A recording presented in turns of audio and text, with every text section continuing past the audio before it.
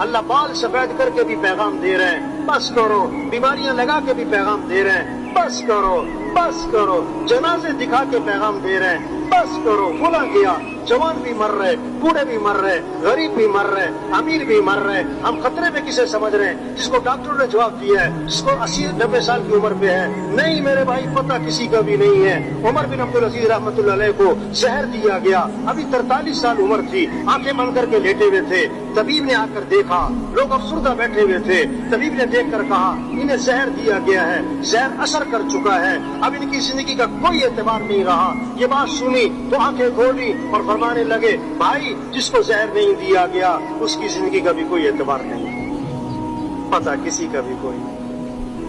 छोटी सी जिंदगी पता नहीं कब खत्म हो जाएगी। काम नहीं खत्म होते, आदमी क्या हो जाता है? आदमी क्या हो जाता है भाई?